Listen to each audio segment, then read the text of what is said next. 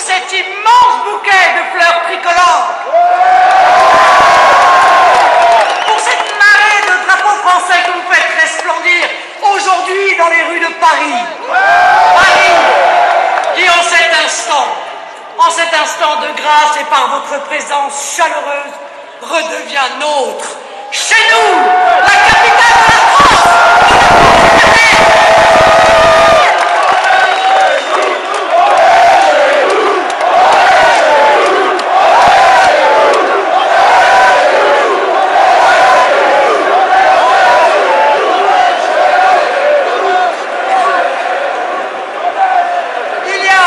il y a un an, jour pour jour, nous nous retrouvions ici même pour célébrer notre grande victoire de la présidentielle.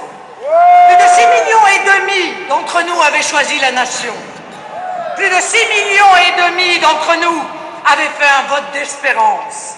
Plus de 6,5 millions d'entre nous avaient dit leur amour de la France, leur foi en l'avenir. Jamais nous n'avions été aussi nombreux à croire au destin de la France et du peuple français.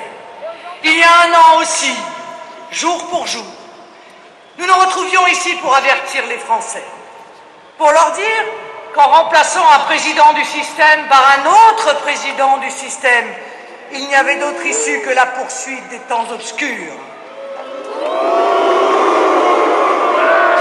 Et si aujourd'hui, encore, je veux célébrer l'espoir suscité par notre progression, démontré par le record historique des adhésions enregistrées cette année par notre mouvement, démontré par les études d'opinion qui se suivent et qui montent, par l'accueil de plus en plus chaleureux reçu au cours de notre Tour de France, je veux aussi vous parler de tout ce qu'il nous reste à faire pour gagner. Car le chemin n'est pas terminé. Je veux aussi évoquer l'impérieuse nécessité de changer radicalement la conception et la pratique du pouvoir dans notre pays pour que renaisse le seul vrai fondement démocratique, le peuple d'abord.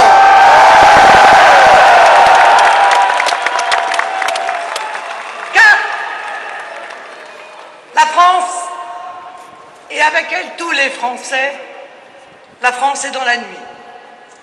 Elle est dans la nuit des affaires, la nuit du délitement de la morale publique, la nuit du mensonge aux Français. Oh, je vous épargnerai la litanie des soupçons, des enquêtes, des mises en examen, des condamnations touchant tant la droite que la gauche.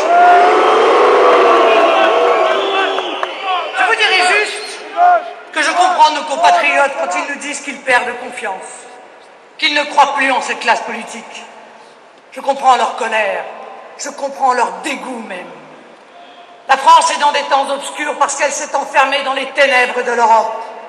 La France s'enfonce dans une politique absurde d'austérité sans fin, parce qu'il s'agit de sauver un système à tout prix, parce qu'il s'agit de renforcer des intérêts qui ne sont pas les nôtres, parce qu'il s'agit de dire toujours oui à Bruxelles, à Berlin bien sûr, et en toutes circonstances aux manias de la haute finance,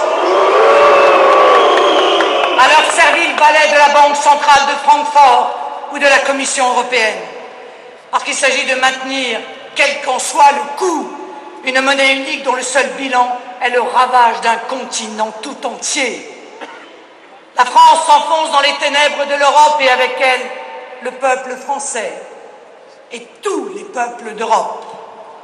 La France est dans les temps obscurs, elle est dans la nuit, et plus rien ne semble solide sous ses pieds. Elle est prise au piège d'un brouillard épais, celui du désespoir d'un pays désenchanté, qui comprend, un an après l'élection d'un nouveau président de la République, que rien n'a changé, que désormais souterraine d'un peuple qui perd foi en lui-même, cette longue agonie d'une France à qui l'on bouge toute perspective. Alors mes chers amis, dans ces temps obscurs, dans cette nuit de la France, il est temps de montrer une lumière aux Français, de sortir une lanterne pour les éclairer et leur indiquer le chemin. C'est la lumière de l'espoir, c'est la lumière d'une renaissance de la nation et du peuple français. C'est la lumière d'un avenir que nous voulons rendre à la France tout entière et à travers elle, à l'Europe, à tous les peuples d'Europe. Et ce travail de conviction, ce travail d'espérance, ce combat lumineux contre les ténèbres du désespoir français, c'est vous, mes chers amis, qui le menez. C'est vous et moi unis dans une belle persévérance, à la suite de ceux qui ont contribué depuis des décennies à y croire et à se battre, et qu'ils en soient ici remerciés. C'est le Front National qui a fêté cette année ses 40 ans. C'est le jeune Rassemblement Bleu Marine. Ce sont toutes ces forces militantes et engagées qui œuvrent à la victoire de la France. Il est plaisant et même risible de voir toutes ces soi-disant élites, experts, économistes, politiques, journalistes, conscience morale et bien pensants se gratter la tête. Mais quel est ce mouvement qui résiste à l'ordre par nous établi, qui refuse de se soumettre et qui grossit. Et les analyses pontifiantes et les jugements péremptoires et les anathèmes faciles se succèdent. Ceux-ci, messieurs, sont des anti-républicains, des factieux même. Non, vous dis-je, ce sont des marxistes. Mais enfin ridicules, mon cher, ils sont d'extrême droite. Ma chère, vous n'avez rien compris, ce sont évidemment des populistes.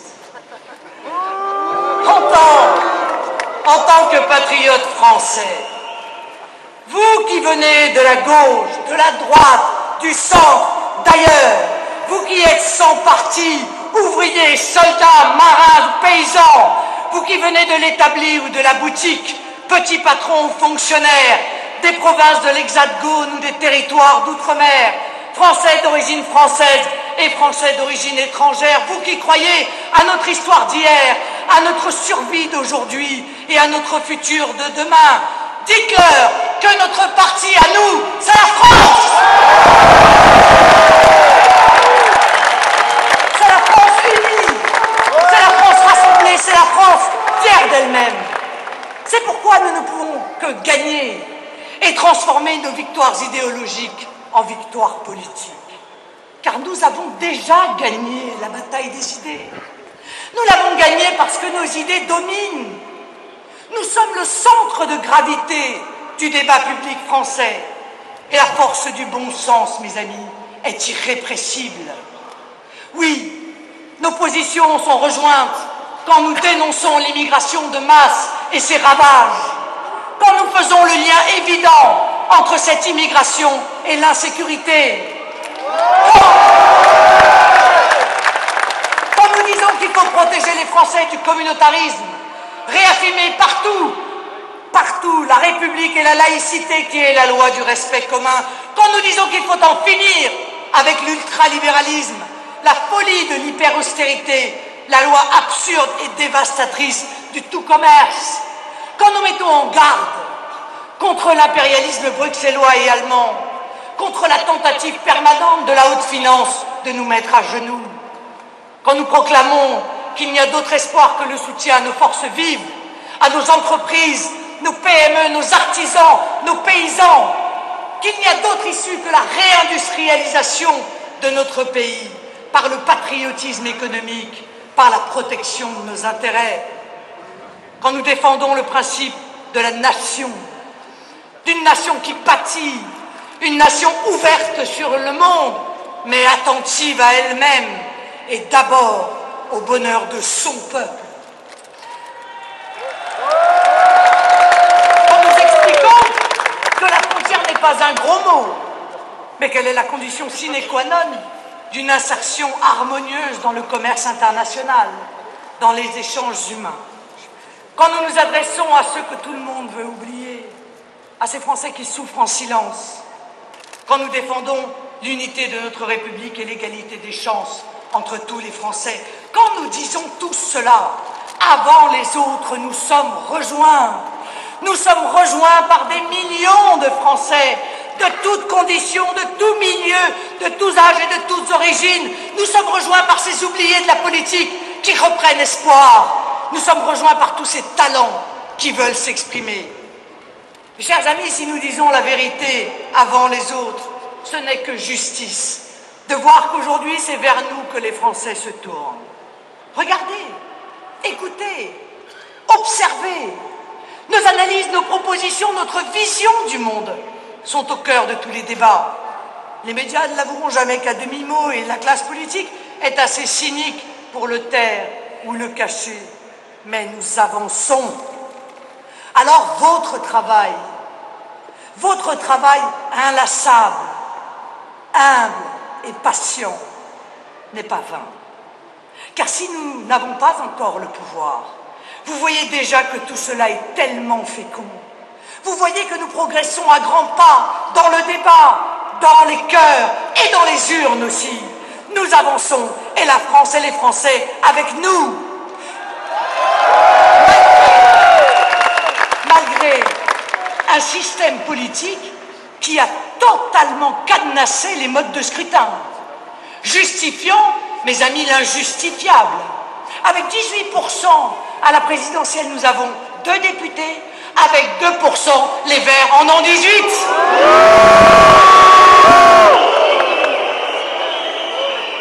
Malgré les enfumages, les diversions, les leurs, qu'il faut dénoncer encore et toujours, expliquer encore et toujours, pour les naïfs, les trompés, les sincères, nos compatriotes de bonne foi qui n'ont pas encore compris, les victimes des manœuvres du système pour conserver la main. Hier, le leur s'appelait Nicolas Sarkozy. Vieux politicien couturé de cicatrices, depuis 30 ans immergé dans le système qui cumulait les postes, les responsabilités, maire, député, ministre. Il soutenait, approuvait, mettait en œuvre depuis 1983 toutes les politiques du système. Maire de Neuilly-sur-Seine, ministre du budget sous François Mitterrand, dans le gouvernement Balladur, puis porte-parole du gouvernement, ministre de la communication, ministre de l'Intérieur, puis ministre de l'économie et des finances de Jacques Chirac, président du Conseil général des Hauts-de-Seine. Jamais une critique, jamais une contestation. Non, l'insécurité, l'immigration, il a tout accepté, tout cautionné, tout assumé, et qui pourtant, par le miracle toujours renouvelé de la communication, devenait en 2007 un homme nouveau, sans passé et sans histoire. Le révolutionnaire de droite anti-chiracien, lui qui était pourtant un de ses disciples. Certains ont cru qu'une espérance politique était née, que tout allait changer. Par le miracle, une sorte de Saint-Paul convertit l'espace de la campagne électorale aux idées du Front National. Là, son chemin de Damas à lui, ce fut le Fouquet, c'est la croisière pour milliardaires.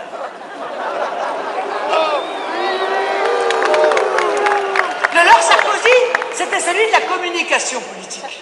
Cette sorcellerie des temps modernes, qui peut faire croire à tout un peuple ébahi, stupéfait, qu'un vieux cheval de retour, un crocodile de Marigot, peut se transformer en rosière ou en premier communiant. Les mêmes causes, produisant les mêmes effets, ont poursuivi la même folle politique de l'euro.